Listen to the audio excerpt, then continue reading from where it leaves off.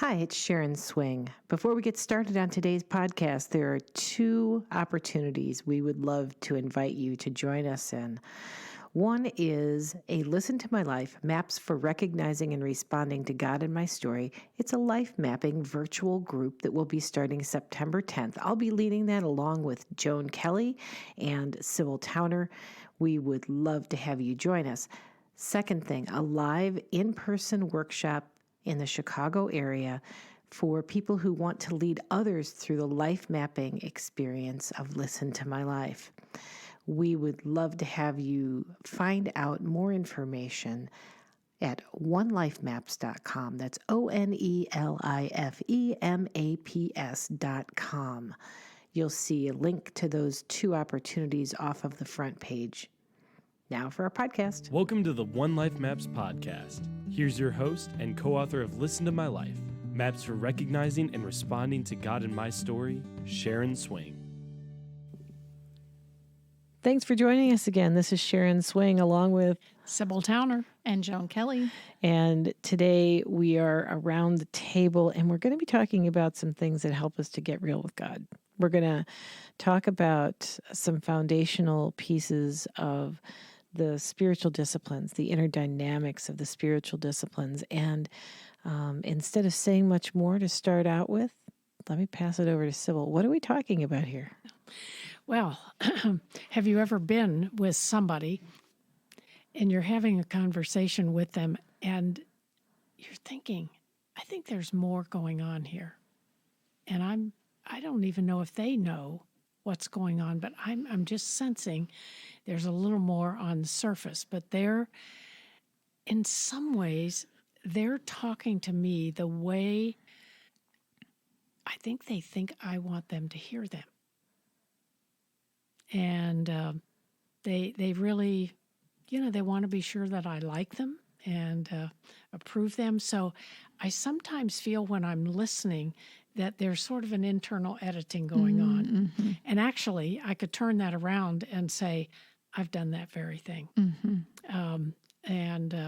I can tell you times, even recently, that, I've done that with Dick. I mean, he is not going to want to hear this. So this is the way I'm going to speak what I'm going to speak. So Here's how I'll spin it. Yes. So I'm going to tell the truth,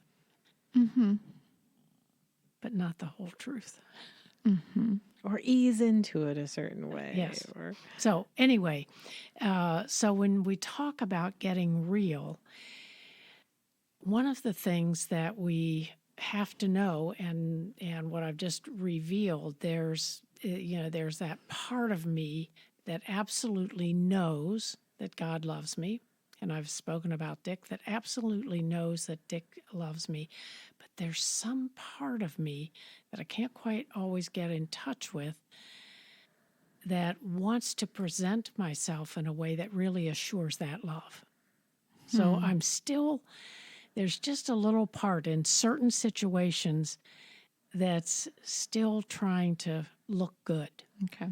Does that make sense? Or avoid a negative reaction that I then have to deal with. Right. That Keep creates some kind yes. of, Oh my goodness. some kind of a ripple effect that I have to navigate. I mean, here I am just in the business of speaking about this today with Sharon and Joan, and I'm in the capacity of always growing more honest in it. So when we talk about this getting real, it means we have to get quiet. Now, this is not a quiet time. This is really getting quiet. And probably one of the places in the natural movement of life that we get quiet is we get quiet when we go to bed. And we may not do a prayer of examine or reviewing our day, but the day reviews us. We remember things. It happens to us. Yes, yes, it happens to us. We remember what we didn't do, or we remember an unkind comment we made, or it just comes. And the reason it comes is because we're putting ourselves to bed. We've gotten quiet. And that's why the invitation, actually not so much right when we go to bed, but earlier in the evening, the invitation is to review for the purpose of just listening to our day.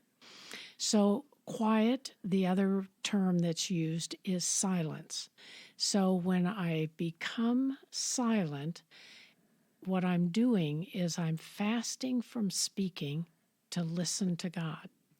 So some of you can really relate to this. You've got conversation going on in your heads all the time. Or you're thinking about talking to people all the time. There's somebody you want to call or you text or whatever. Or the way you keep going is you do something.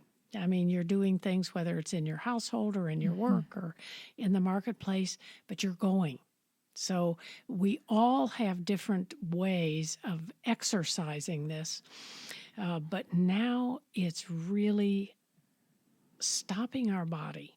So we're not even, I would say, even running.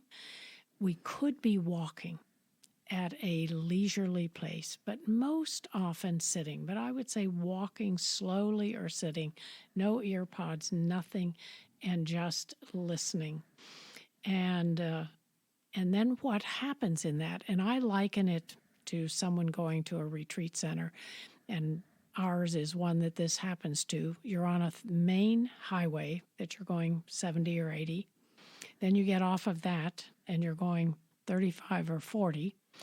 And then you get off of that road and you're going 25 or 30.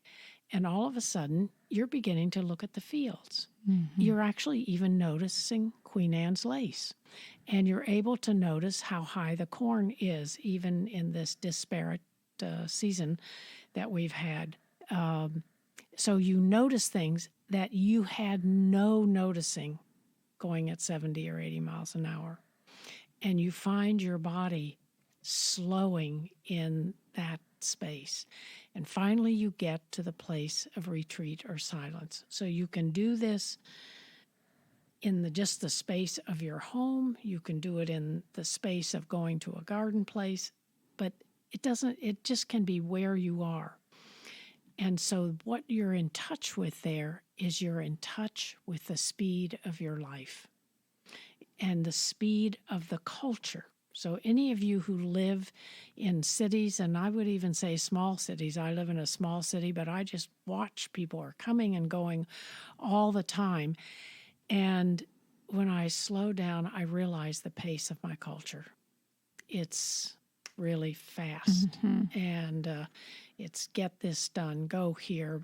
When I'm thinking on the highway, how can I go in the left-hand lane, get around this person, and I'm going to save 1 minute. 1 minute.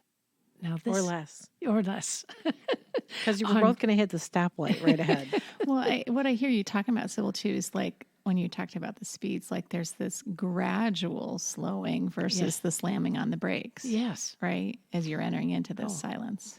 Well, when you slam, think about what happens when you slam on the brakes, right? Yes. Everything comes forward. Oh, it comes forward, and you're in shock. Yeah, the French fries under the seat, and the and then when you think about it that way, sometimes it's not because something happens in front of us that slams on the brakes, but sometimes something breaks inside of our bodies that puts on the brakes for us. It's like just our body is telling the truth in a way that says, slow down, stop, whatever.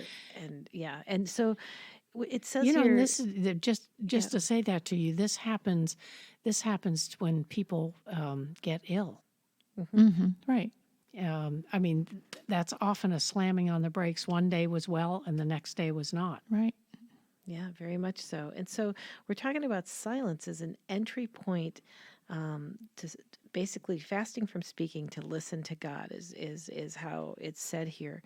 And there's also a silence so we can even hear ourselves think. Right. Before we can even open that to God. So there might be the slowing of the speed zones involves like just a little bit of self-noticing in the midst of it before we can even get to the point of listening to God, would you say? Oh, yeah. I think you first of all are working with the outer world.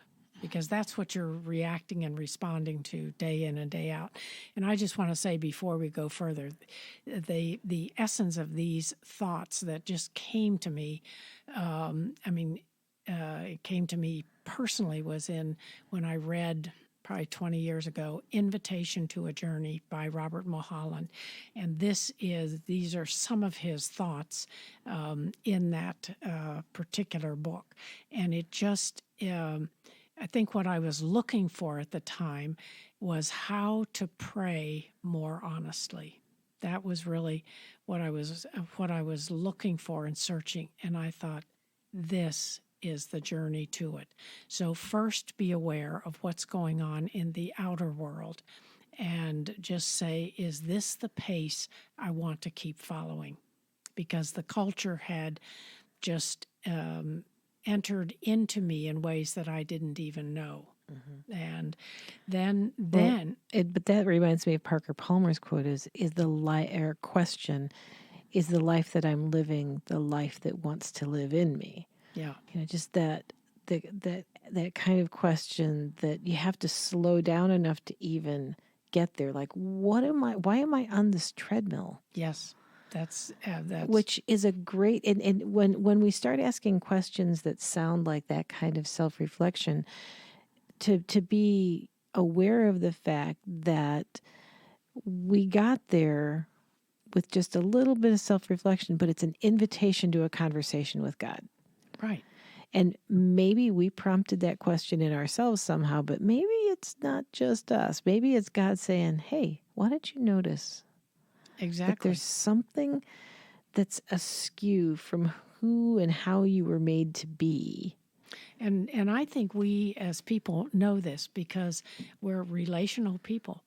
And any of us who live, if we live within a family setting, or if we live with have a roommate or have someone that we're close to, we have times when that relationship drifts, or where it has a pattern that just kind of takes care of things on the surface, mm-hmm. But then there's a longing. I wonder if we'll ever have a time to talk about this. And it just seems to evade us. Something comes into the space. And sometimes we bring that into the space. Sometimes it just happens. So I don't think there's a person who doesn't carry the longing for something more honest and meaningful in their human relationships. And now this is my real relationship with God. So once I've named those outer places that have influenced the way I behave and act and that sort of keep me from speaking with God, then I begin to get in touch with my own manipulating way of making my way in the world. Am I about, some authors call it, am I about controlling the world I live in, or am I about powering up? Am I always trying to make sure that I'm secure or safe? Am I always looking for approval and affirmation with people? But what is it that I'm doing internally, regardless of the culture in which I live, to try to take care of myself? Right. It's that self-protection that ends up being at the core of all of those kinds of questions, isn't it? Yeah. And so then the real me really can't come up, and just I'm trying to make myself safe, and what I'm really trying to say is I'm really afraid. And I'm trying to say, I'm trying to think, how can I get in control? What I'm really trying to say is I'm way out of control. Mm-hmm. And when I'm looking for approval and affirmation, I'm not trying to say who will like or what can I do for that person to like me. I'm just saying, will someone like me, or am I lovable, or so it's the behavior. When I begin to notice that, then that happens in the silence. Now I'm really ready for a conversation with God. That's what I have to bring to Him. And I think what we do is we want to come to our relationships kind of cleaned up. when we aren't cleaned up. There's one thing about being cleaned up and coming honestly, but when we're not cleaned up, we want to look better than we are. Well, and then there's the dynamic of the fact that we really kind of hope everybody else comes cleaned up because we really don't want to deal with our messes. So yes, we want people to be honest and real with us because we want intimacy, but not too much. No. Thank you very much. You're kind of a mess, and I'm not sure what I'll do if you open certain doors with me, or how responsible I'll feel to help care for you when I'm having trouble caring for myself here. Yeah, I think you're right. So I think of a couple of stories in Scripture where someone got in touch, Elijah. I mean, he has just had a season of ministry that has taken everything out of him. And now the person that he has spoken to and about is out for his life. And so there he is under a broom tree. He's gotten quiet. And he, first of all, he just says, okay, I'm the only one. I'm the only one in the whole world speaking. And he's exhausted. And Speaking truth to power. And here is what God does in that relationship. It says, you need to rest. And food is brought to him. So when we think about this quiet or taking a space of retreat, often the first thing that we need to do is rest. And so whether it's at home or whether it's someplace else, home is usually a harder place to do this, but it's not impossible, but is really having a good night of rest. Yeah, in fact, or a day. The second Saturday is when Tom and I volunteer at a homeless shelter, and I often do the teaching slot. So basically they feed everybody, and then there's a little teaching time or whatever, and I often fill that slot when I can't find somebody else to come in and do it. And so I basically set up what we've done before, palms up, palms down, which is basically being aware of what you're holding and offering it to God as we turn our hands over, letting him hold it, and then turning our palms up to receive what God has for us. And I get him to breathe for a while and just be silent for a while.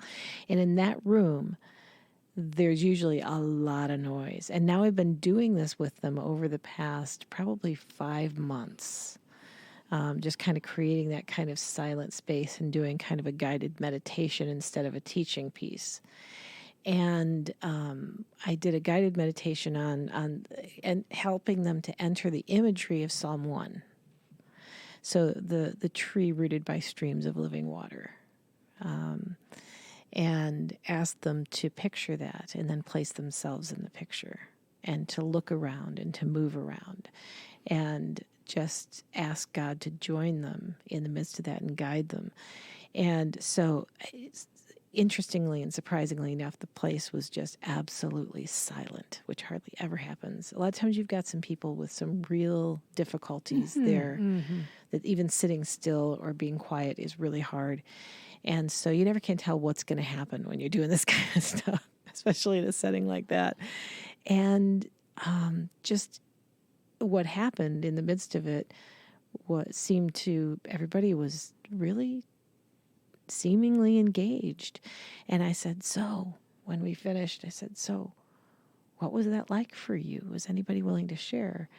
And, some people were sharing what happened in the midst of all of that. And one of the guys said, well, I actually peeked around for a little bit just to see, because it was so unusual that this place is quiet. He said, I noticed so-and-so over here was sleeping. And I thought to myself, oh, he works 12-hour shifts. I bet that's really what he needed. And I said, maybe the most spiritual thing he could do, borrowing from John Ortberg's quote, is to take a nap. And, from his teaching on Elijah. And so I said, well, why don't we just let him sleep? Because maybe that's just God's gift to him in the midst of this. Maybe there's some other gifts that other people receive that were different than that. But usually sleeping is not allowed in that room. They have to be alert and pay attention to whatever the Bible study is. And it was just kind of like this this restful sigh almost that happened in the midst of that. And well, why don't we just pray for him right now, that God would just restore all of the energy to him that he's been giving out as he's been working so hard and trying to figure out how to work 12-hour days when he doesn't have a place to sleep at night. And so we just prayed for him. Then we went on with our conversation. And it was just like, it reminded me of this Elijah story and just the gift that the silence is in a world where you're trying to figure out, in this case, just where are you going to lay your head down, or where are you going to get your next meal, how you're going to find a job where there's no place there's no address to put on a job application. Just the logistics of how things get stacked against people, and just the gift of a quiet space. And another guy talked about, I imagine this stream, and I imagine sitting under this tree.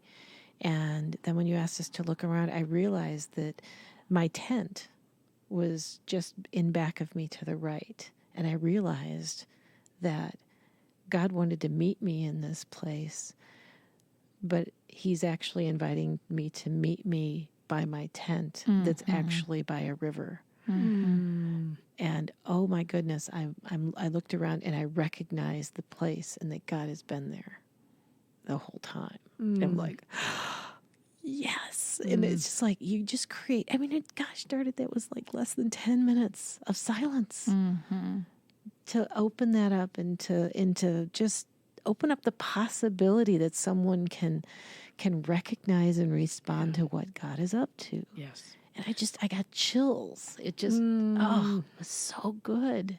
That's beautiful. And so the part you're speaking about is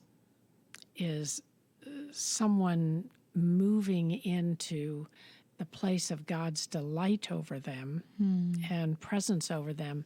The other part of this in the inner dynamics, it now opens me to pray what is really honest. Whether I'm afraid, or I find that I don't feel like I'm enough, or whatever it is that I'm trying to fix myself that is actually not fixable.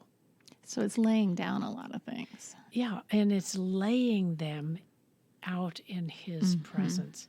And so I really come, I come as I am. Very vulnerable. Yeah, absolutely. And it comes, and in that space, the question of Jesus to Bartimaeus, who came, what do you want me to do for you? And so he asks for the one thing that is not possible for him to do for himself. I want to see. And so bringing those pieces, in that space of silence, we let go of manipulative control. Okay. It's honestly like the prayer of quiet rest. It's Psalm 131, where I'm like a weaned child at his mother's breast. At rest. Yes, at rest. So I've ceased striving, but I might be pouring out my heart. Well, and that's the third movement. But in this trio of inner dynamics of the spiritual disciplines, we had silence, which is fasting from speaking to listen to God. And the second movement is solitude, which is fasting from fellowship with others to be alone with God. And then the third is prayer as a means of dialogue with God to get to that what's real. But hold on before we move on with that piece. Joan, that's solitude, fasting from fellowship to with others to be alone with God. Why don't you say a few words about what solitude in community looks like in the retreats that you do with Sacred? There, Sibyl, you've done a good job of describing kind of what goes on. I think when you talked about the road, I think about the road that I take even to where we do our retreats, right? It's a very super busy road out front.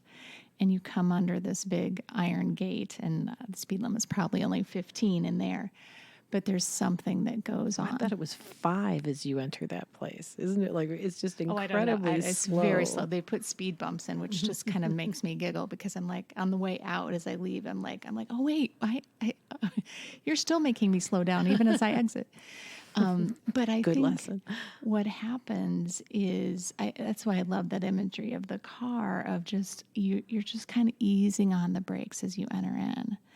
And then as we collect this group of people who get it, they know life is crazy and busy, and they just need to slow, and they've made this courageous choice to come together in community, but enter into this space of silence and solitude. Yes. And we give them opportunities just to kind of continue, the first hour or so around, tables, to do just some of the very things we talked about. Do a meditation like Sharon, described, of palms up and palms down, or entering into a piece of scripture where your heart, your soul, your body, all the parts that God made us, begin to slow down so you can be present to God. And that you to can yourself. To yourself, and you can be honest and vulnerable, and everything is kind of, stripped away. But the beautiful part is you're doing it in this place, and the place we're at is loaded with creation, where God is just like speaking all over the place.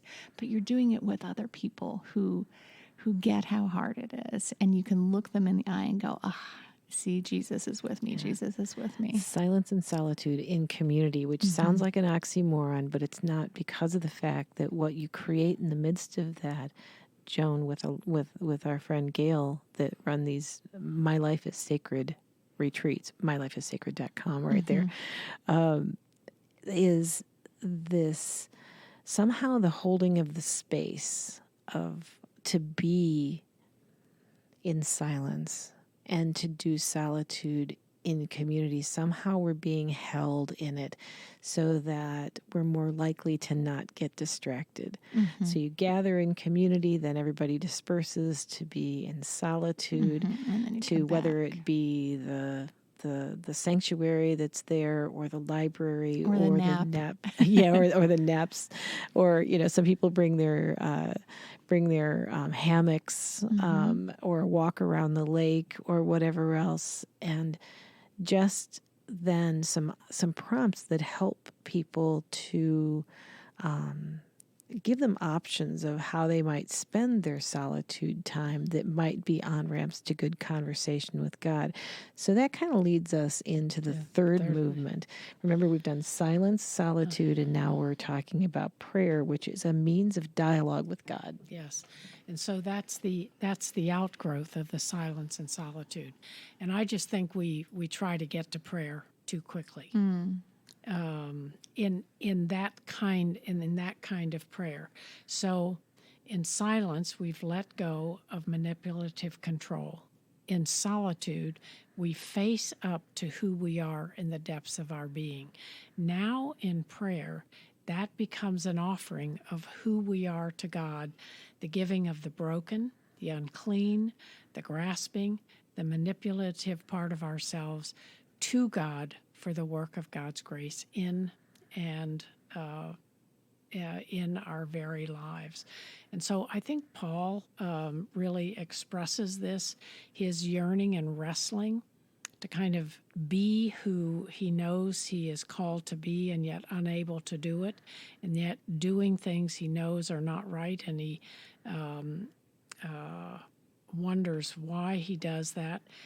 And this is the kind of wrestling prayer that we're invited into.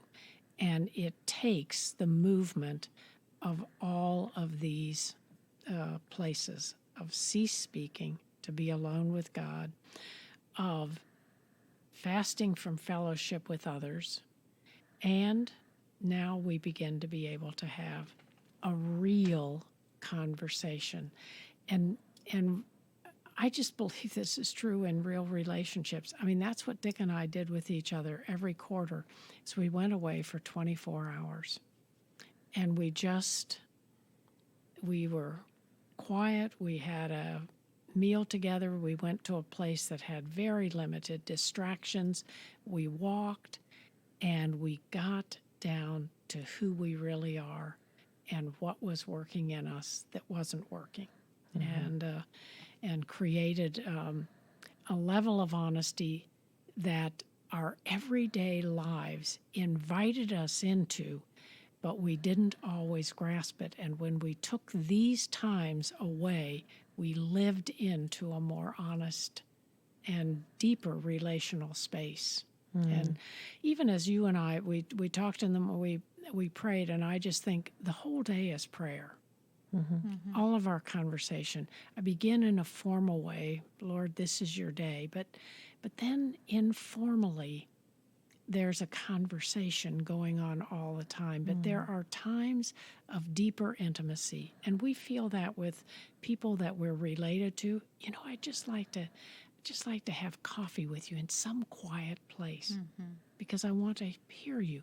Well, if that's longing is in us, then I think it's God placed, and He longs to be with us. Yeah, and I love the prayer. It says in this, prayer is a means of dialogue with God. So many times, how I grew up, prayer was a monologue, not a dialogue. And I'm not sure the denomination I grew up in. I mean, they talked about the Father, Son, and Holy Ghost.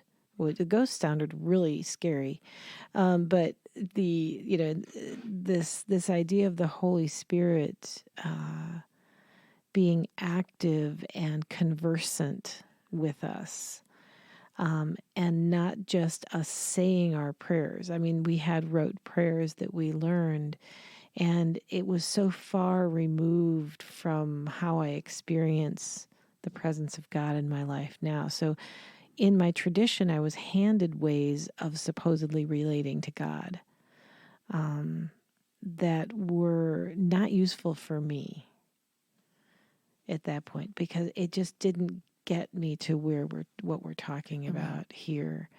This picture of prayer being so different than where I had been before. Yeah. And I think when we when we carve out ways of being in this space, because I don't think this happens in 5 minutes. But I think when we carve out some regular spaces of this kind of self-examination and relationship with God, then we move into the fullness of life. And we move into that fullness in just a much more honest way. And again, I just say on a human level, when you and I know that the key relationships in our life, the ones that really matter, are good, you know, we can face about anything. I mean, because we just know that this person will hear our angst if we had an angst today or that.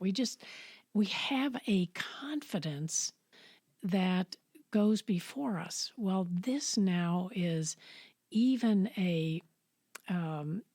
it's where those other relationships come from.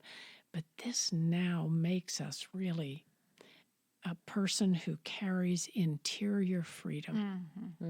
And it is an expression of our truer self, which grows day by day.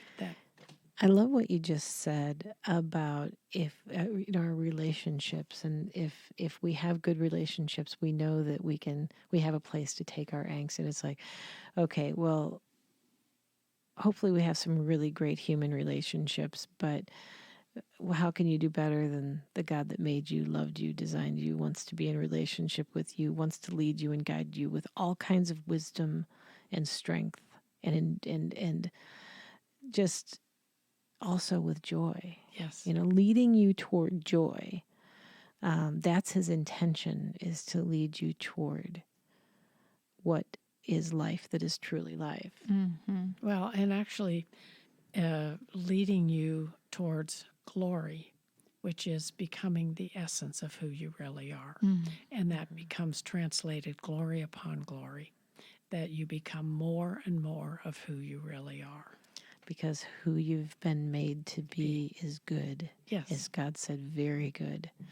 And so I mean, like if somebody's playing the piano beautifully, I can remember somebody doing that in church one day. They said, "Oh, she's in her glory." And then reflecting back on that with this definition of glory being her true essence is shining through. Yes. There's this the joy that was exuded in playing this piano was evident, and it was contagious. And that to me is what it looks like to be alive. Yeah. What if all of us were that joyful? And what you've just described, so like this is the rhythm that's Christ invites us to, and we just need to courageously choose to move towards that. And it's not it is not so difficult. Mm-mm. I mean, frankly, a child can really enter this. But it's turning upside down what the world is telling us. Very much so. Yeah. So, I mean, basically what we've described here today is this trio of spiritual practices, which is our spiritual disciplines. And that may sound kind of a fancy way to say it, or difficult, or super religious, or something or another. But, okay, silence. Okay. I think we can figure that out. Might be hard, but we can figure that out. We know what silence is. Solitude. Okay. Getting ourselves undistracted, alone, so that we can really pay attention to what's going on inside of us and bringing it to God. And then prayer just being that open conversation with the God that made us, who loves us, who does not, it says there is no condemnation. Yes. For those who are in Christ Jesus. And this idea that we are fully loved, fully known. There's nothing that we could reveal, and there's nothing we could hide from the God that loves us. And all he's asking for us, I think, in terms of this idea of confession, how I grew up anyway, was kind of a scary thing. But I think I've come to understand confession as like, okay, getting real with God to the point where where you agree with him over what's really happening, what reality looks like in me and around me, so that I kind of get him saying in the midst of that, oh, now we can do something with that. Now that you've got the truth of what's really happening. And he actually we got something to work with. Yes. And he can do what he does. Mm-hmm. Again, it's always an invitation. Yeah, and a lot of times it's because I'm holding on so tightly to something. Something that I'm afraid to let go of for one reason or another, whether that be my self-image or what I think I need or whatever else. Once I can loosen my grip on it, then, well, now there's something we can work with. Okay, great. Now we can do something with that. It's kind of like my son's dog is with us. He's only like 10 months old, and he's a golden doodle, but he's more like a golden retriever size and everything else. So he's a big puppy, and he wants to play fetch so desperately. He wants you to throw the ball, but when he brings you the ball, he can't get himself to let go of it. Oh, goodness, we're just like the dog. It's like he just can't bring himself to let go of it. So I have found that instead of, because even if you try to reach for the ball, he just kind of, moves around and moves around. And so if you can catch it, then it becomes this huge tug of war, and he is just way too strong. And so I've started just putting my hand down and say, drop it. And he just still kind of fights it. And then finally I've kind of gotten to the point where I've tried, okay, what would it be like if I held his head in my hand? So I kind of grab him a little bit behind the ears, and kind of cradle his head a little bit. And I go, you can drop it. It's okay. And every once in a while, he'll just kind of look up at me with these big puppy dog eyes, and then all of a sudden drop the ball, and I can grab it and throw it for him, and he just runs off with all this joy, and I'm like, And it just cracked me up because of the fact that I'm thinking to myself, okay, there's a picture. Yes. And he can't always manage to let it go. He can't always, Benny just can't quite get the idea that he can trust me with his ball, that I really don't want it. I will throw it for him. Well, that sounds like a good way for us to sort of finish the end of this. That the last thing, and Joan really spoke to it, that this process is done best in some form of community. There will always be places where we engage these alone, but there are places where we need to be about this in the context of a community and with the help of others. So true, so true.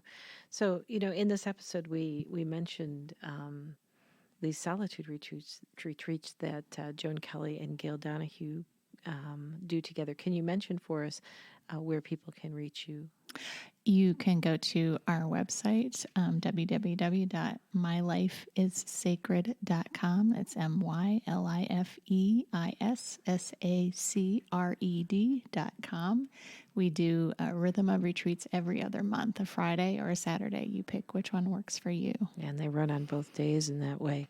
And so definitely visit them there. And, Joan is also our Director of Facilitator Development for oneLifemaps. So she's a busy woman and just so deeply steeped in all these particular topics. So thank you, Joan and Sibyl, for being with us today. But I should say with us. I mean, who's us? I mean, it is us. This is what oneLifemaps is, really. So anyway, I'm so glad that all of you listening from wherever you are decided to tune in to this particular episode. If you'd like to continue with some of the work that might be stirring in you as you hear these things, purchasing a copy of Listen to My Life, Maps for Recognizing and Responding to God in My Story, which is a portfolio of visual maps that help you map your life story, that deeply incorporate all these spiritual practices in the midst of it to help you to recognize and respond to God. That's a great place to start. If you like what you see, then you might want to think about joining us for a virtual class, a virtual journey through the maps, our virtual coaching group that starts September 10th, 2019. The three of us will be helping to facilitate everyone through that together. You can get more information on that at www.onelifemaps.com. That's ONELIFEMAPS.com. Go to that homepage and you can scroll down, and if you look carefully, you can see that there's a virtual group starting September 10th, and click on the button there for all the full information. If you're ready to, if you've done Listen to My Life, this isn't a one and done, but if you've gone through Listen to My Life and you're ready to see about being equipped to take others through it, you can participate in our facilitator certification class, which is 2.5 days starting November 18th, 2019. You can also find out how you can be equipped virtually to do that on the Become a Facilitator tab on the oneLifemaps website. So, once again, we offer as a thank you gift for those who support us in the work of oneLifemaps, of the website and the podcast and so many other things that we do. Financially support us with a gift of $5 or more a month through patreon.com/oneLifemaps. In response to that, we'd like to give you a thank you gift each week of an audio meditation that are really quite delightful. A lot of people have really been giving us some nice feedback about how helpful they are to help them to enter into these kinds of spaces that we're talking about, of silence and solitude and prayer. So that's what we're all about, is helping people to recognize and respond to God in their stories. So, Joan, want to sign off? Great to be with you. Great to be with you as well. That was Sibyl Towner, and this is Sharon Swing. Tune in next week. If you like this episode, also don't forget to rate, review, and share. And keep the word passed around about what we're doing here. We'd love to expand the number of people that we might be able to reach. Many blessings, everyone. Have you thought, I don't know myself anymore? Have you wondered, is there something more? Are you at a crossroads in life and asking, which way will lead me toward expressing more of who I am made to be? Are you looking for a way to understand the restlessness you feel inside? Are you seeking a deeper spiritual life and desire to rediscover who you are through God's eyes? Or you're ready for the life mapping experience of Listen to My Life? Go to oneLifemaps.com to purchase your portfolio of visual life maps. While you're there, check out our upcoming virtual coaching groups, live workshops, and options for you to facilitate the Listen to My Life experience with others. That's oneLifemaps.com. oneLifemaps.com.